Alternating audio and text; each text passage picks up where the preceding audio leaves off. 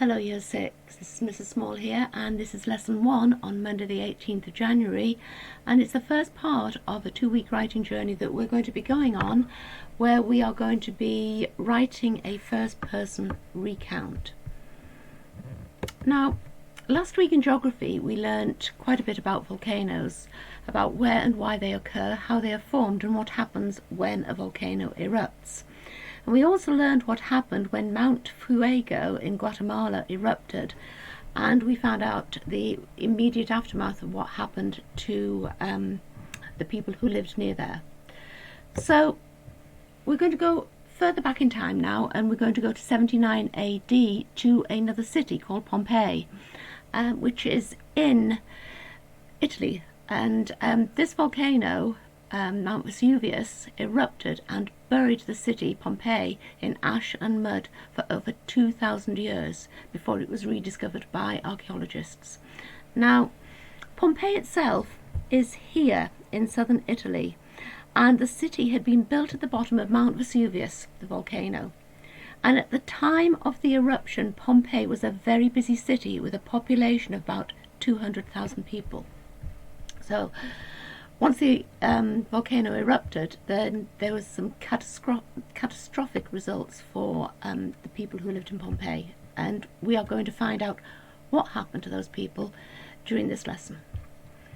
So I'm just going to share a video with you now. It's 8 minutes long, but it will give you a really good indication as to what happened in Pompeii on the 24th of August 79 AD.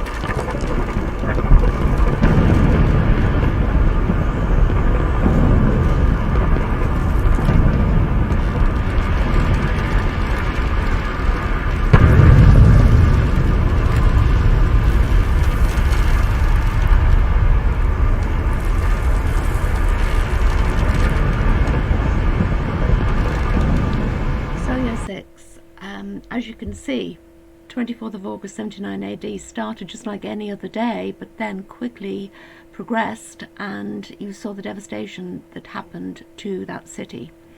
So what you're going to do now, because you're going to be writing this recount, a first-person recount, as though you were a resident in the city of Pompeii when this actually happened.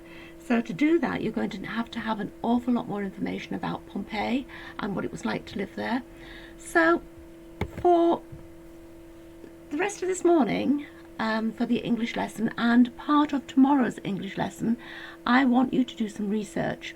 Now, sent out yesterday with your home learning was this particular sheet here, which gives you links to 4 websites, including the video that you just watched, so you can watch it right the way through, because there's about another 3 minutes of it to watch.